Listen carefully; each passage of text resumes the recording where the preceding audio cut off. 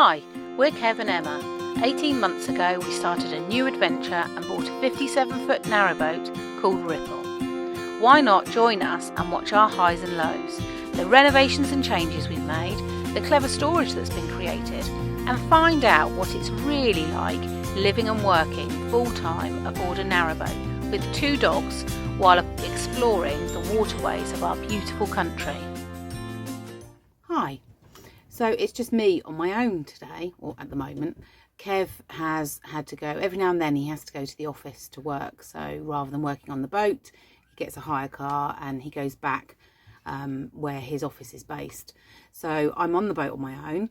And we've both been really poorly over the last week or so. And therefore haven't really moved very much, haven't filmed very much. Didn't think it was worth us filming ourselves being really poorly.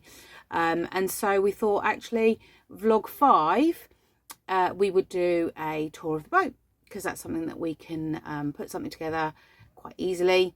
And also, if you're anything like me, then looking at other people's boats, homes, places that they live, for me is really interesting. I love to see kind of like what the layouts are and how people get round things. So I'm going to take you through a tour of the inside of the boat, so I can talk you through all the stuff that I've kind of had an influence in, I suppose, the interior design, as it were. Kev's the one who executes it, I'm the one who designs it. We make a great team. And I'm going to show you some before and after photos so that you can see what the boat was like, you know, when we first got it. So you can see the changes that we've made, and I'll talk to you about things that you need to consider when you are living on a boat, that when you've got confined space.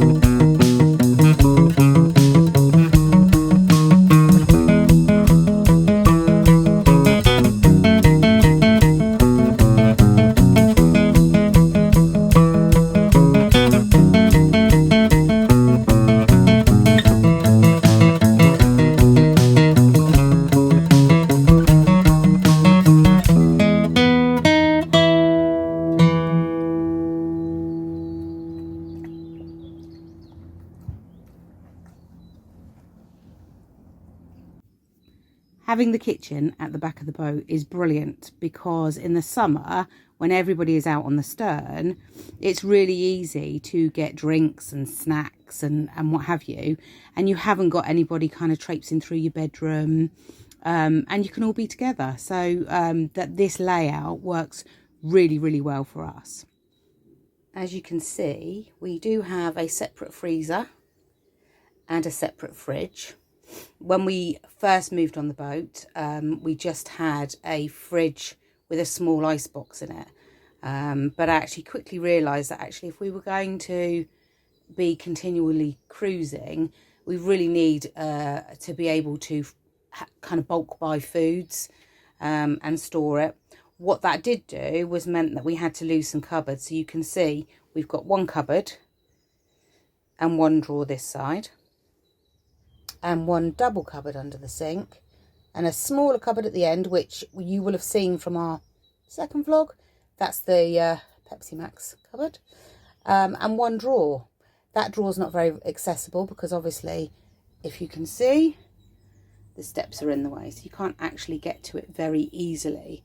So our space and our storage space is at a premium in the kitchen. It really is. So we had to be really creative with how we use the space. So essentially we have 4 cupboards and 2 drawers to store everything that you need to store in a kitchen.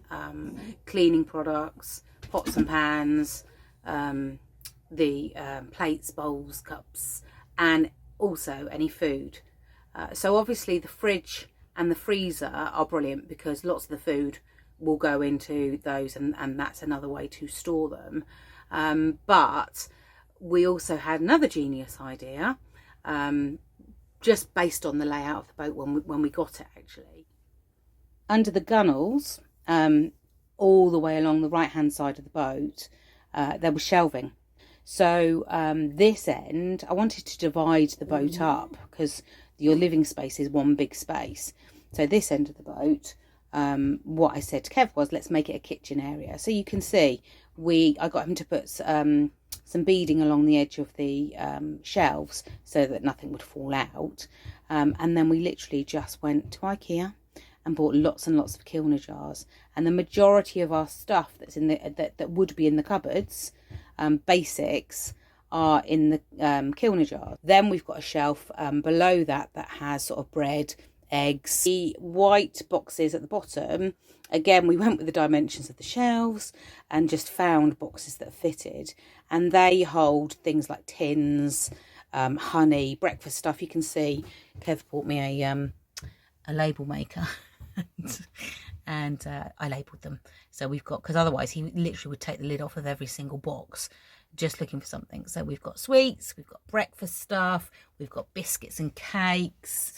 So actually, because we've utilised the use of the shelves, it's meant that the lack of cupboard space in the kitchen is not an issue. We do have a rather large double oven on the boat and 4-ring gas hob.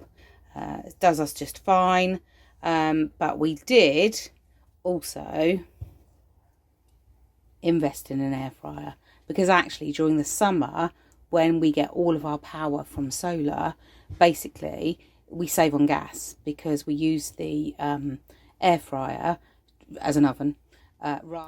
So you have to look for spaces where actually it's not going to bump anybody on the head, but actually it's unutilized, and kind of utilize that space. So you can see that actually what we did here was these grey shelving, this grey shelving is just spice racks from IKEA.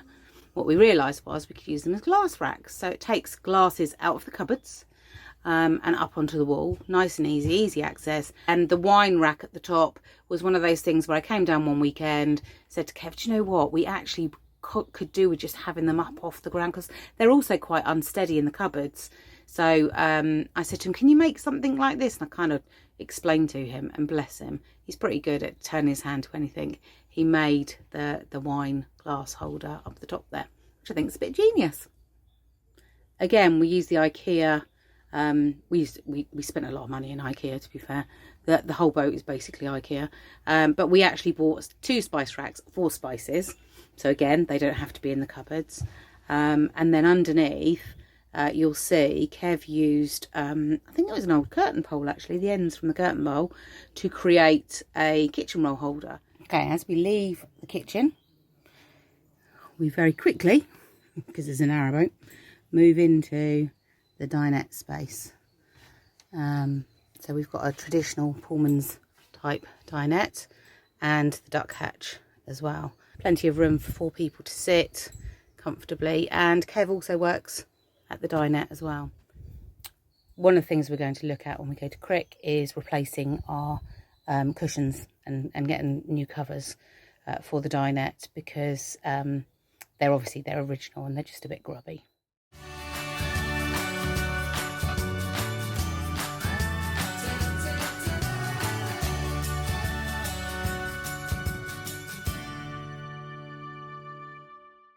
You'll have seen from the photo that we made a decision to take the back off of it.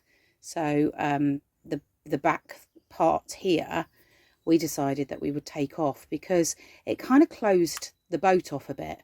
And this way, if we've got lots of people on the boat, which sometimes happens, it means that people can sit up at the dinette and sit along the bench, but also on the sofa, and we can all still feel like we're part of a group. So again, it works really well for us. We've got the big sofa bed, which we'll show you in a bit, but and so the dinette still turns into a bed, but it's significantly smaller. Again, you can see on the left the Kilner jars. That's the end of the galley, and then the next set are kind of boxes of useful bits. So each box has got a particular purpose.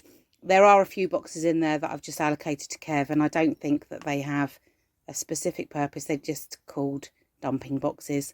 But he, you know, he can do that. I can cope with that.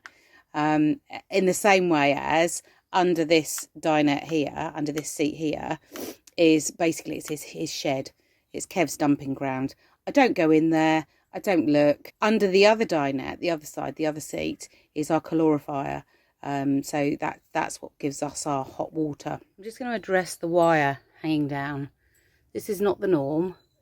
Kev's normally a very, very tidy worker. If we follow it all the way up, all the way along, oh look, it goes out of our mushroom vent. It's a Starlink cable, and the problem is that although it's plug and play, the plug part on the back of the router is kind of L-shaped, and so the existing hole that we have for the internet cable coming into the boat is not big enough. So we need to be somewhere where Kev has got the tools and the time to grind the hole out a little bit bigger in order to tuck it away nice and neatly. So for now, this is what we're living with.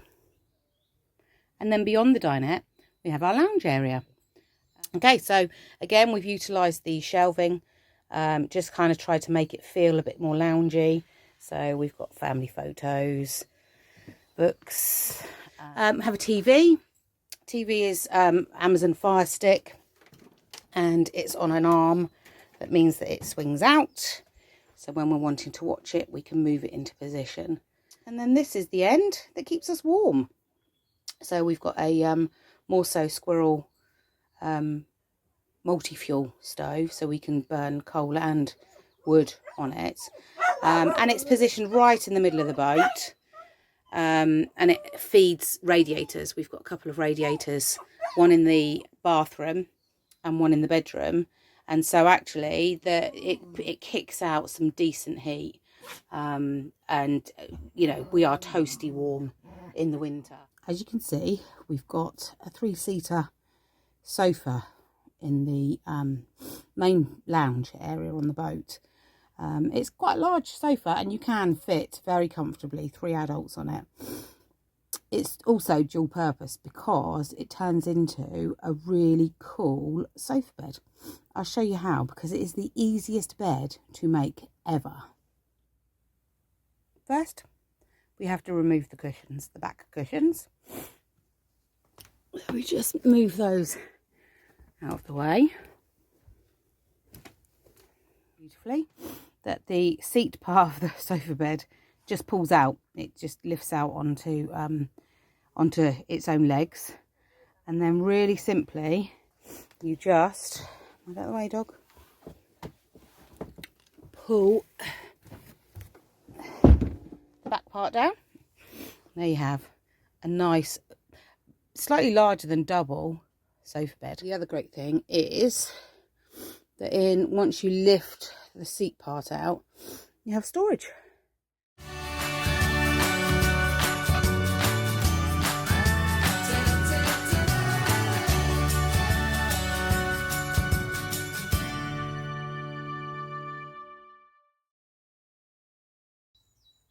From the lounge, we have a small corridor that takes you past the bathroom to the right. You can see we've also got a duck hatch, and then onto the bedroom that's in the bow. As you can see from the before photo, we've again just utilised the space underneath the gunnels and put some hooks so we hang our coats up under here, and also we found some really slim shoe racks that Kev fixed to the wall and keeps our shoes nice and tidy. But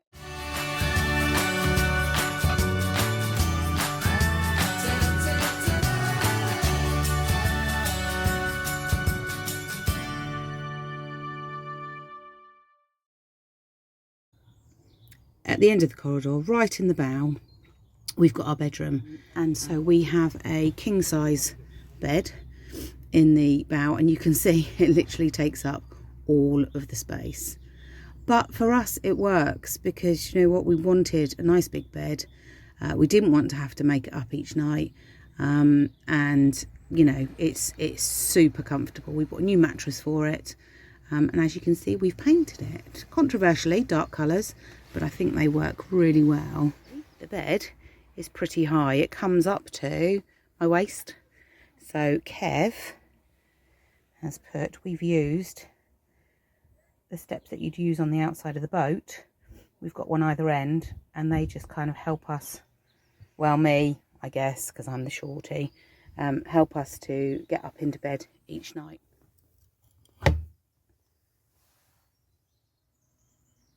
This is my most favourite place in the morning. Kev will bring me a cup of tea, and then I can just throw the bow doors open and just admire everything that's outside. Our water tank is underneath our bed, so it's one of the reasons why it's as high as it is. We've got a rather large water tank, and the bed is built across the top of it. However, what we can do is we've got two of these doors, either side, one this side and one that side, that come out, and underneath there we also have storage space. So, as you can see, under the bed in front of the water tank, again we found boxes that fitted perfectly. And the sticker maker that Kev bought me, the label maker that Kev bought me, came into play, so that basically we store extra bits and pieces underneath the bed, which is great. Stuff that we don't need all the time, but actually we still need to keep on the boat. So when we moved on board, or when Kev moved on board, this was a wardrobe. It had doors, mirrors, but the problem was there was a lot of space that you couldn't access because of the way it was built, and also the doors didn't open properly because it's so close to the bed. So we just took the decision to actually open it right up, and we get two drawers each, basically two drawers each and half the hanging space. I mean, I'm sure Kev would contest that he's got half of it, but he has pretty much got half of it. And then we've also got just in here we hang our dry robes and our hoodies, the two things that keep us warm either outside or inside the boat. And that's the bedroom in a nutshell. It's small, compact, bijou, but works for us.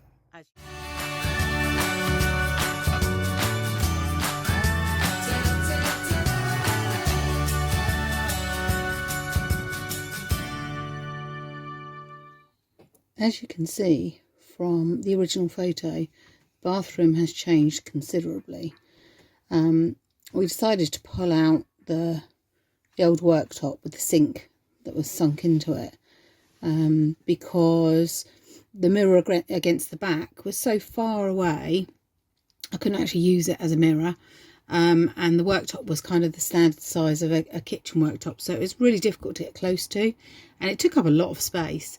So we decided to replace the sink with a countertop sink, so that it didn't kind of take up as much space underneath. That was kind of the first major job, along with installing the washing machine, that happened in the bathroom.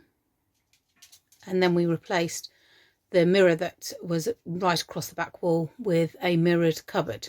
So again, more storage for the bathroom. All of our bathroom bits go in there, spares, so that when we are continually cruising, we don't run out of shampoo, deodorant and things. And then, as most of you will have seen on a previous vlog, we have a standard full-sized washing machine in the bathroom, and the rest of the bathroom was built around it. So once the washing machine was in, I got Kev to put some shelves in to the left of it. Then we found some baskets, so again we could put various bits in there. Right at the bottom here we store a spare cassette for the toilet, so it's nice and neatly kind of tidied out of the way. So we have a cassette toilet, but we have a ceramic bowl, so it feels like a normal toilet, as it were. It's not plasticky, but again you can see that under the gunnels just here we had a bit of spare space that wasn't being used, so we found a bin that fitted. So we've got a bin attached to the wall, but also we put a shelf in, because one of the things you don't want to run out of when you're out in the middle of nowhere is toilet roll. So it just means we can store extra. Now, controversially, I asked Kev to paint the wall, the back wall, black. Because we had these lovely blue tiles, but actually our shower is kind of grey and black. So the black wall kind of ties it all together. Our shower is huge, I think, for a boat. You can definitely fit 2 people in here if you so wished. So that concludes the tour of the boat. Everything that we live with. It's really very much like a small floating flat.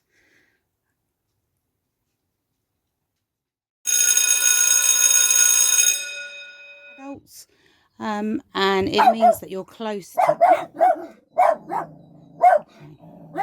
dog that a dog going past on the towpath for the boat, having a drink or helping out with the cruising. It's very easy. Molly! And so what you should do is look for spaces. The dog's just got scared by the wind. So